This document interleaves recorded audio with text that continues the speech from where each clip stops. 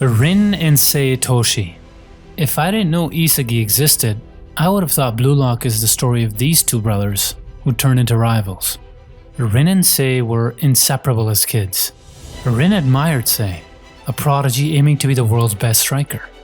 One day, Rin scored off Sei's volley, impressing him. From that moment, they trained together, chasing the same dream. Sei is the top striker, Rin right behind him. Playing with Sei made Rin feel unstoppable. He loved every second of it. But then, things changed. Sei got the chance to go to Spain and play for the youth team of Rayo, one of the best clubs in the world. Before leaving, he told Rin he'd go first, and Rin should follow after. So Rin stayed in Japan, working hard, scoring incredible goals and pushing himself with the goal of becoming the best in the country. But when Sei eventually returned from Spain, everything was different. His whole mindset had changed. Instead of being a striker, Sei now wanted to become the world's best midfielder. For Rin, this felt like a betrayal. He lashed out, telling Sei he wasn't the brother he had once shared a dream with. Sei didn't hold back either. He told Rin that Japanese football was garbage and challenged him to a one-on-one. Sei said if Rin could beat him, maybe he'd start dreaming again. Sei crushed him, easily. At first, Rin was crushed and wanted to quit, but anger took over, and he made a vow that he would surpass Sei Itoshi no matter what. He then joined Blue Lock, and we all know what happened after that. Michael Kaiser. His story made me feel like his life was one long divine punishment.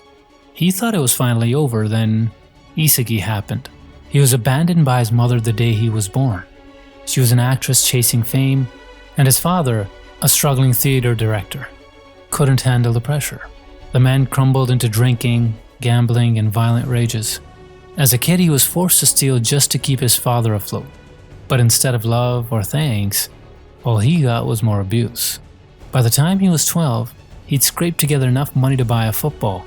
That ball became his escape, the only thing that gave him a sense of freedom. But then everything went downhill. He was falsely accused of theft in another case, and when the police raided his home, they found his secret stash of money. His father snapped, smashed a bottle over his head, and even threatened to destroy the football that he loved so much. That was his breaking point. Handcuffed and furious, he lashed out and took out 7 policemen with just his football. That's when Ray Dark noticed him and saw his potential. Ray got him out and brought him into Bastard Munkin. That was when he got the tattoo of a blue rose, a symbol of achieving the impossible. At first, he didn't trust anyone. Every goal he scored, every barrier he broke, was for himself alone. But with each achievement, he felt a spark of meaning. His ultimate dream is to win the Champions League, and then the World Cup. Now that Isagi crushed him in NEL, his spirit was broken. And even his lifelong follower Ness kinda gave up on him at one point of the game. So I wonder, does bro ever catch a break? Jin Kiyora. Dude is the definition of a fence sitter, but not because he wants to be. We barely see much of Jin in action through most of the series. He made his debut back in chapter 93, but didn't really leave a mark until NEL. It's not until around chapter 264 that we finally get to peek into his backstory.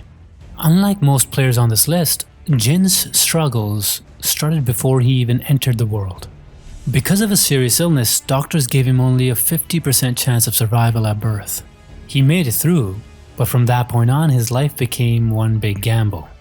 Growing up with 2 brothers, one hot-headed, the other cocky, meant constant fights and constant pressure to pick sides. Jin learned fast. The wrong choice meant pain, so he trained himself to always back the winning side. That mindset eventually became his survival strategy, to the point where he genuinely believed that whichever side he chose was destined to win. And here's where it gets interesting. Jin started to side with underdogs, not out of loyalty, but because it made his eventual win look even bigger. If the weak pulled it off, he got all the credit for seeing it coming. So Jin Kiyora is indecisive because his entire life taught him that the safest way to survive was to sit on the fence until it was safe to choose. Mark Snuffy.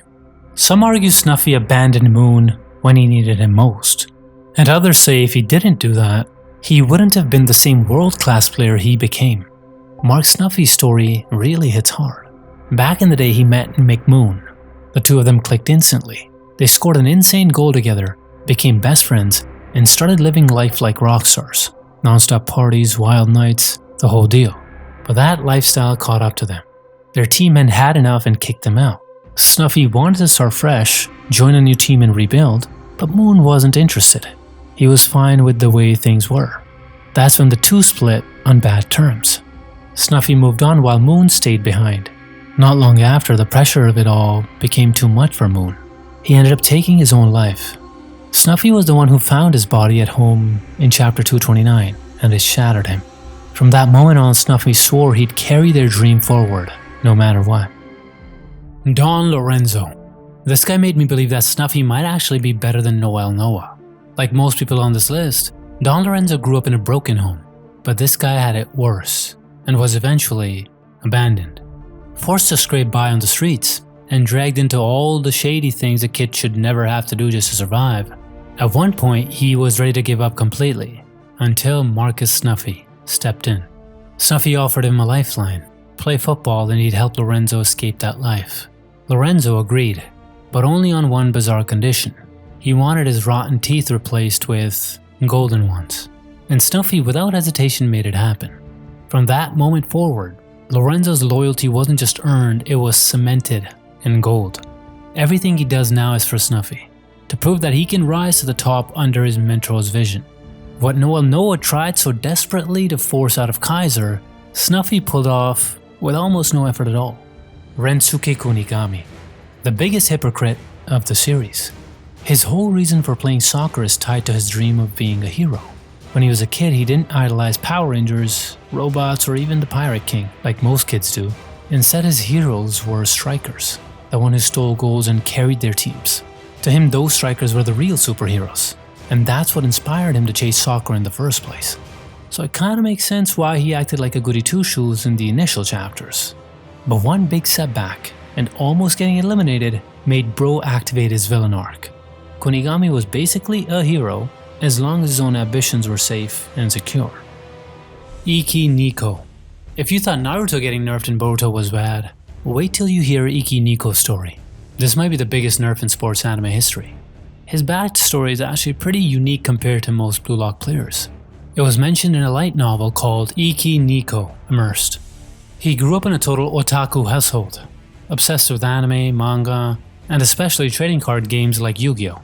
Those games weren't just a hobby for him though, they sharpened his ability to think strategically, something that would later become his biggest weapon on the field. But because of those interests, Niko was always a bit of an outcast. He was shy, socially awkward, and often got teased by his classmates. People made fun of his eyes, saying they looked scary whenever he got excited. So he started hiding behind long bangs and even avoided activities like swimming to keep his forehead covered. For the most part, he kept to himself, diving deeper into strategy games and building decks instead of chasing friendships.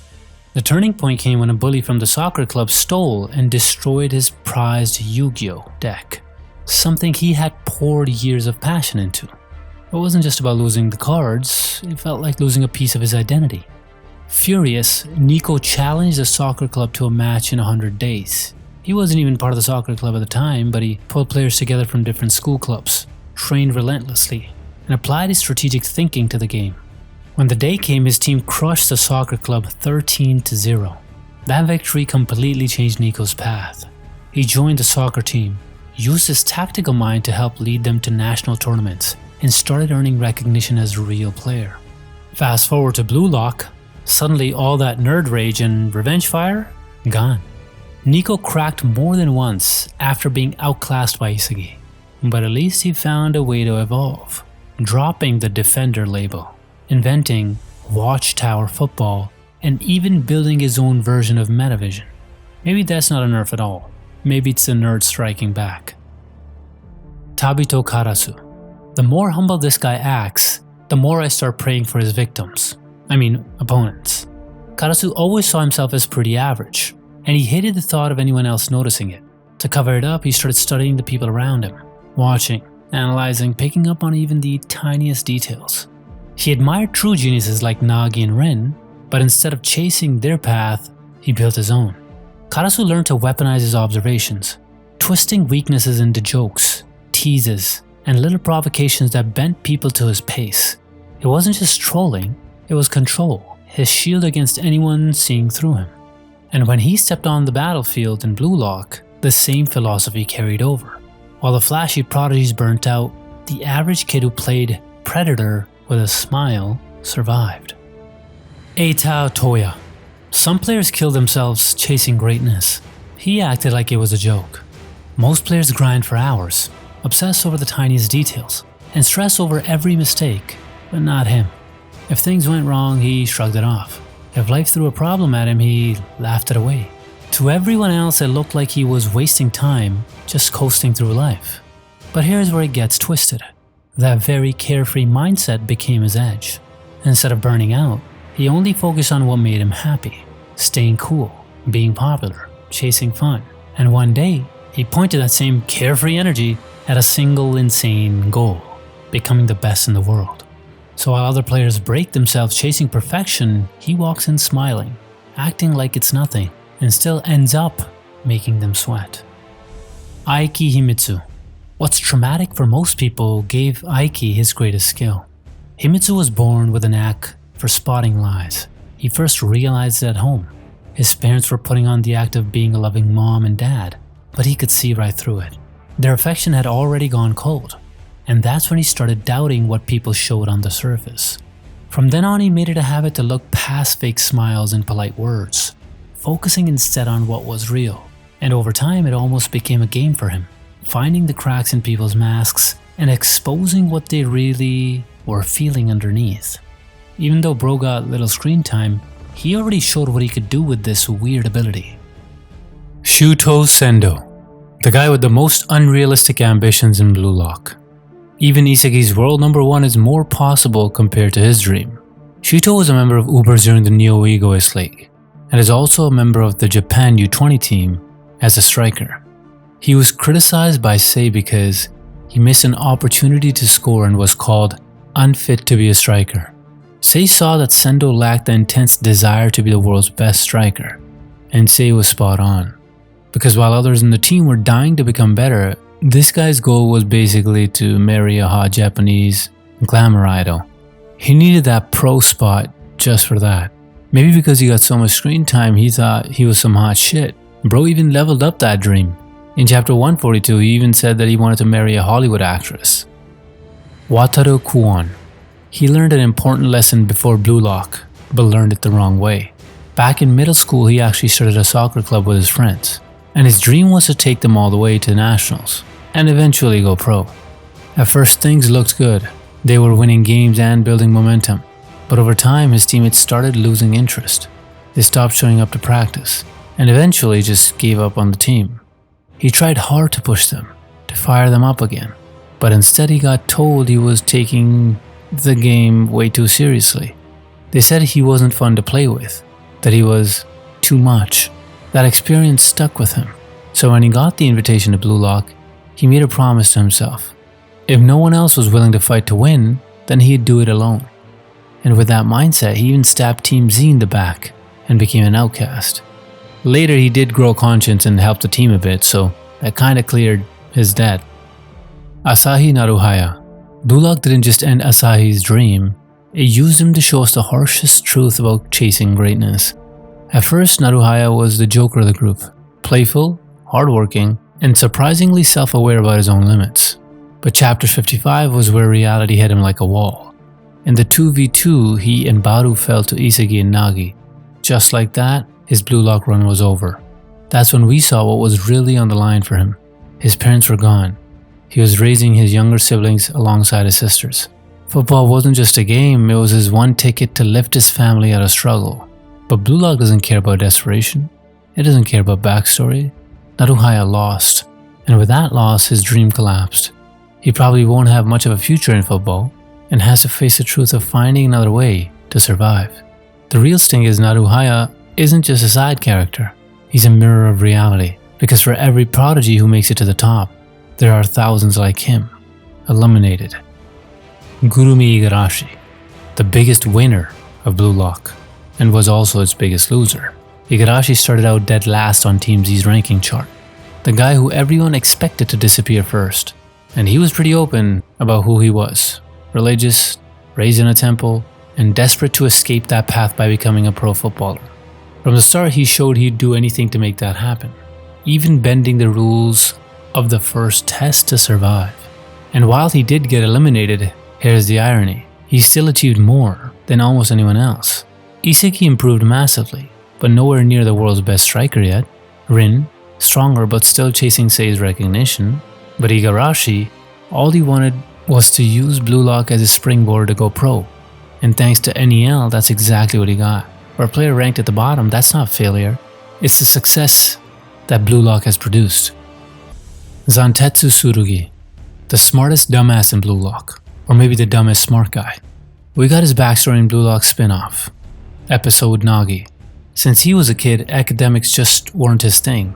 Textbooks nonsense, teachers gibberish. He was so bad at math he couldn't even calculate his own train fare, so he just ran back and forth to school instead. The clueless streak followed him into Blue Lock. He thought the dormitory test was just stealing the ball from the Ig guy, and that the first selection meant scoring 10 goals. He wasn't dumb on purpose, he just never understood the rules like everyone else. Even Nagi and Rayo started calling him Baka Zantetsu, a nickname he hated, and being from a family of dentists didn't exactly help him feel smarter. But here's a twist. Zantetsu might not be as dumb as he looks. He figured out early that he was insanely fast, and he learned how to use that speed with real football instincts. His short pass link-ups with Chiguri proved that he understood the game where it mattered most, on the field. So maybe Zantetsu isn't dumb at all. Maybe he's just the kind of genius who only shines when he's running at full speed. Kenyu Yukimiya. For a moment I thought Yukimiya was a real MC of Blue Lock. And the crazy part is, even he started believing it. Yukimiya had everything you'd expect from a protagonist. Good looks, overflowing confidence, and that aura like he was destined for greatness. He walked into Blue Lock acting like he was already the best player in the world. A classic MC vibe. And of course he had that tragic backstory to match. Long before Blue Lock, Yukimiya was diagnosed with optic neuropathy, a disease that meant his eyesight was fading. Time was against him, but his pride wouldn't let him quit. His doctor even crafted special glasses to block the wind, giving him one last fighting chance to chase his dream. With that kind of story, maybe it's no surprise Yukimiya himself started thinking he was a protagonist. He grew jealous of the spotlight Isagi was getting, convinced all he needed was effort and heart to become the world's best striker. But this is Blue Lock. It doesn't hand out main character status. You have to steal it. Jinpachi Ego, the most mysterious man in Blue Lock. And somehow every time we learn more about him, the more the mystery only gets deeper. From the moment we first saw him, Ego stood out. Skinny frame, hunched posture, nerdy glasses. He looked more like a basement gamer than a football mastermind. Nothing about him screamed athlete. And yet here he was, tearing down Japan's football system with his own vision. It wasn't until chapter 204 that we finally got a real glimpse into his past, and it shocked everyone. Ego was once a rival of Noah, the world's greatest striker, which raises a massive question. If Ego really stood toe-to-toe with Noah, why doesn't anyone in Blue Lock or the football world remember him? That's where the theories come in. Maybe Ego and Noah clashed in their youth days, before fame and spotlight, when both were still kids in Europe's brutal academies. Maybe Noah embraced selfish play while Ego stuck to teamwork, and lost everything for it, which would explain his obsession with manufacturing the perfect egoist. Or maybe Ego wasn't even a player at all. Maybe his rivalry with Noah wasn't on the field, but in the mind games, strategy, analysis, the hidden battle of football IQ. One thing's clear, the more you peel back Ego's story, the less you really know. And maybe that's exactly how he wants it. Yoichi Isagi. He wasn't driven by tragedy. So what turned Yoichi Isagi into the psychopath we see now?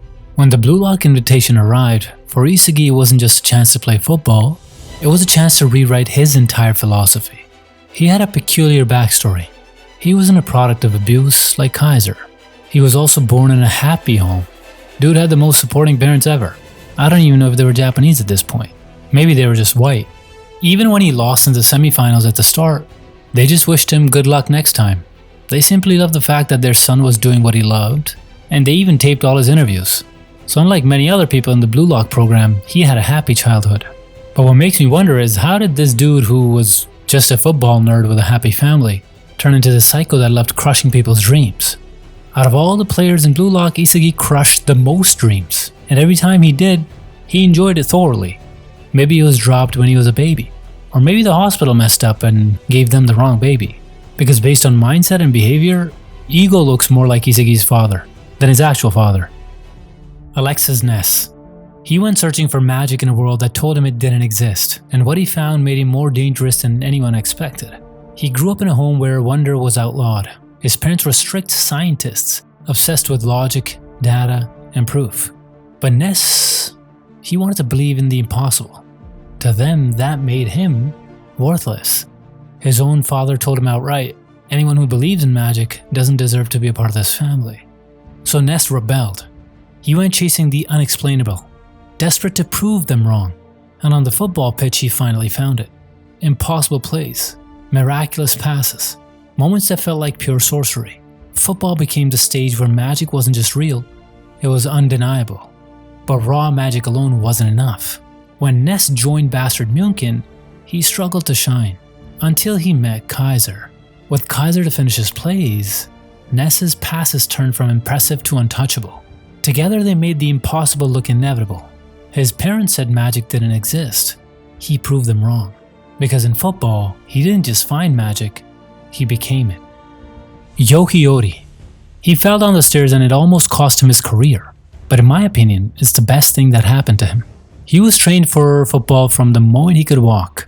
Both his parents were former athletes, both of them silver medalists, and they had only one goal: raise a successful player. So they sent him to elite training camps, pushed him hard, and put a ton of pressure on his shoulders. The only problem was that he didn't really enjoy the game. He kept playing only to make his parents happy. One day, he overheard his parents arguing over his diet. The fight got so heated that the word divorce came up. He was shocked, stumbled, and fell down the stairs. His parents rushed to check in on him, but he realized that his parents weren't worried about him, they were worried about his talent. From then on, he kept playing football, even though he didn't love it, just to hold his family together. Karasu even notices this, telling him he had no fire in his game. And because he kept playing, the Blue Lock invitation came. For him, it wasn't just a shot at football glory, it was also his chance to finally escape his parents, who he had come to hate. And as an added bonus, he even met Isagi, who made him find that missing fire in football. Up next is Oliver Aiku. He's the product of a system that crushed his dreams. And ironically, that's what made him one of the most dangerous players in Blue Lock. Aiku didn't start as a defender. He wanted to be a striker, and he had the skill to pull it off. But his coaches didn't see a genius in him. They saw a cog for the machine. Every time he tried to chase goals, he was told to play for the team. Eventually, his coach gave him an ultimatum: follow the system or quit. That's when it hit him. The system wasn't built to create stars, it was built to kill them. So Aiku gave up on chasing goals and reshaped himself into a support player. But in the process, he lost his love for the game. Instead of breaking though, he flipped the script. If he couldn't be the striker who thrived in the system, he'd be the defender who destroyed it. His new dream wasn't to score, it was to crush the strikers the system tried to mass produce. That's Oliver Aiku who walked into Blue Lock. Barou. Without a doubt, Barou is someone who thinks he's the main character. And by the way he plays, you almost feel the same. As a kid, he was the star on his team. His confidence was through the roof. He literally saw himself as the main character, with everyone else just playing supporting roles. He even told his teammates straight up, their job was to help him score. As he got older, that mindset only sharpened. He poured himself into training and playing on his own terms. Even in Blue Lock, he maintained that selfish playstyle, at times even stealing the ball from his teammates to shoot his own goals. However, the real reason he loved the game was because he enjoyed crushing players who had dedicated their entire lives to football, and proving that he is above them. Meguro Bachira. He grew up chasing one thing, not victory, not glory, but someone who could see the monster inside him. Football was his obsession from the start, but nobody else understood it like him. His friends mocked him, bullied him, called him names. The only person who ever believed him was his mother, who told him not to fear the monster inside, but to embrace it. So he did. For years, Bachira played as if the monster was his only teammate, dribbling past everyone, dazzling alone, but never really connecting with others. Even when he was better than everyone else, he still felt isolated. What he wanted wasn't teammates. He wanted a kindred spirit, someone who could play on his wavelength. And when Blue Lock began, he finally found it in Isagi. For the first time, Bachira's monster wasn't just his. Seishiro Nagi. If we're talking fair, it's a good thing Nagi was eliminated. Nagi was a definition of lazy genius. He lived alone and spent most of his time playing video games and couldn't be bothered with anything else. That was until he met Rayo Mikage.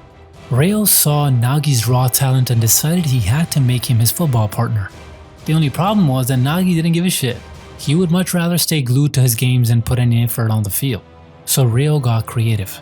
He found unconventional ways to motivate him, even using Nagi's phone as a tool to push him to score more goals. Ego even acknowledged this, saying that geniuses sometimes needed bait to unlock their full potential. Over time, Nagi started to get curious about football. He started testing himself, pushing his limits on the pitch, and eventually, he began to genuinely enjoy football. But that was the thing. Maybe that fire came too late. He never threw himself into practice. Rayo Mikage. He had everything money could buy, except talent. So he tried to build it from scratch. As heir to the Mikage family fortune, worth over 700 billion yen, Rayo grew up drowning in luxury. But the endless wealth left him empty. That changed the day he stumbled across a World Cup broadcast. In that moment, he didn't just discover football, he discovered purpose. His parents weren't impressed. His father flat out told him he was too old to go pro and should stick to business. But that rejection only fueled him. Determined to prove himself, Rayo built a school team from the ground up. There was only one problem. The team was garbage. Then came Seishiro Nagi, a lazy loner who cared more about games on his phone than sports. But Rayo saw what no one else did. His unpolished athletic genius. He lured him in with the promise of money, and from that bargain, the Rayo Nagi duo was born. Together they went from carrying a trash team to becoming one of the most feared partnerships in Blue Lock. Proof that even if Rayo couldn't buy talent, he could find it, shape it, and make it unstoppable. Hyoma Chiguri. When he came to Blue Lock, he had a huge fear, but he overcame that fear with a little help from his friends. Chiguri was a football prodigy, insanely fast and full of skill. Back in high school, he even met the Wanama brothers and completely outclassed them with his speed and technique. He quickly became famous just for how fast he could move on that pitch. But then disaster struck. In a match, he tore his ACL. The doctor said he could keep playing, but warned him that if it happened again, his football career would be over. Suddenly, Chiguri was scared to push himself fully.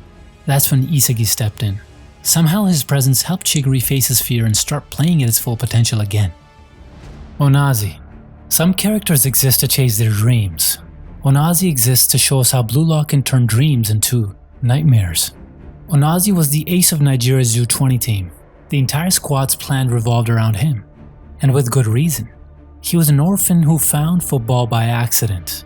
Back in the orphanage, when his friend Kuso mocked him for living a boring life, Onazi snapped. He stormed onto the field, outplayed everyone and scored. That single goal lit the fire that carried him to greatness.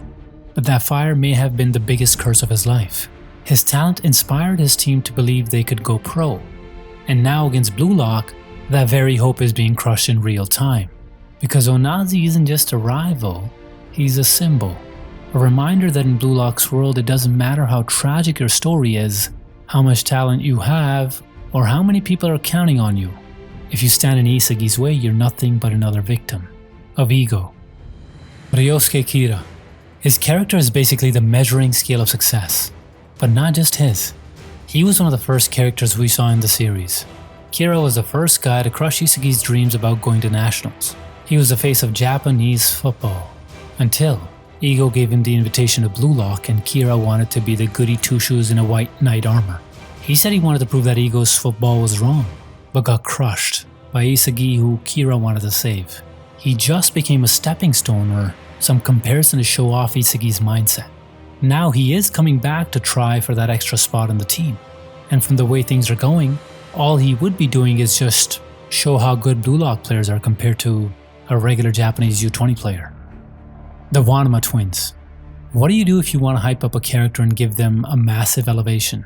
Junichi and Keisuke Wanama walked into Blue Lock as part of Team W, cocky and dismissive of everyone around them. But their rivalry with Chiguri ran deeper than Blue Lock itself. Back in the day, when Chiguri tore his ACL and lost his confidence, the twins gained their confidence in spades. They mocked him, taunted him, and treated his injury like proof that his genius has burned out. When Blue Lock brought them all together again, the twins doubled down. They didn't just try to beat Chiguri, they tried to break him mentally, to make him believe he'd never be fast again, never be great again. But Blue Lock thrives on proving people wrong. The twins flamed out, while Chiguri rose back from the ashes, reclaiming his speed and scoring goals on the international stage. In the end, the Wanama twins weren't rivals. They were Chiguri's test dummies, the perfect villains to make his comeback shine even brighter. Now you know every backstory, so knowing that, who of these do you think would make the strongest of duos?